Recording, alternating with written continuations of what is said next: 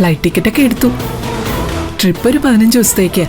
ഞാൻ പറയായിരുന്നു ഒരു 30 ദിവസം കഴിഞ്ഞ് വന്നാ മതിന്ന്. അല്ല, ഇപ്പോഴെന്താ ഇങ്ങനൊരു ടൂർ പ്രോഗ്രാം? വേറെ പണിയൊന്നുമില്ലേ? അല്ലേ തന്നെ ഇവളിപ്പോ ടൂറ് പോകാത്തിന്റെ ഒരു കുറവേ ഉള്ളൂ. അത് പിന്നെ ഇവർക്ക് കുട്ടികളൊന്നും ആയിട്ടില്ലല്ലോ വസു. ഇവിടുത്തെ തിരക്കുകളൊക്കെ വിട്ട് ഒന്ന് സന്തോഷിച്ച് വരുമ്പോഴത്തേക്കും അതിനുള്ള ഭാഗ്യം ദൈവം കൊടുത്താലോ.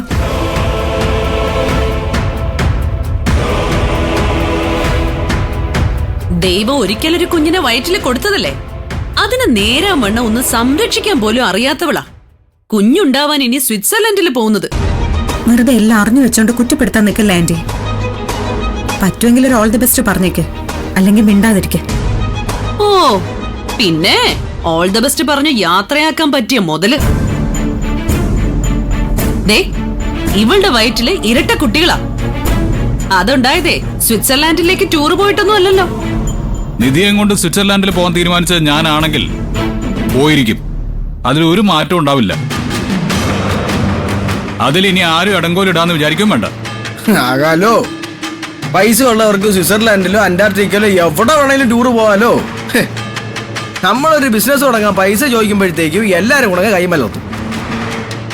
എന്നിട്ട് കണ്ടവരുടെ മുന്നിൽ ഭിക്ഷ യാചിക്കാനുള്ള അവസരം ഉണ്ടാക്കി തരും. അല്ല, ഇത്രയും ദിവസമൊക്കെ നീ ഇവിടുന്ന് മാറി നിന്നാ ബിസിനസ് കാര്യങ്ങളൊക്കെ ആര് നോക്കും ഗൗതം? ഓഫീസിൽ ഇല്ലെങ്കിലും കാര്യങ്ങൾ നോക്കാൻ എനിക്കറിയാം. അതിനുള്ള ഏർപ്പാടുകളൊക്കെ ഞാൻ ചെയ്തിട്ടുണ്ട്. ഇന്ന് രാത്രി പോകുക എന്നതിന് ഒരു മാറ്റമില്ല, അത് കൺഫേമാ. നിധി, വെറുതെ നിന്ന് സംസാരിച്ച സമയം കളയാതെ നീ പോയി യാത്രയ്ക്കുള്ള ഡ്രസ്സുകളെല്ലാം പായിക്കാനുള്ള പരിപാടി നോക്ക്. ഞാൻ പോയി സ്വെറ്ററും ജാക്കറ്റും ഒക്കെ വാങ്ങിട്ട് വരാം. ചെല്ല്.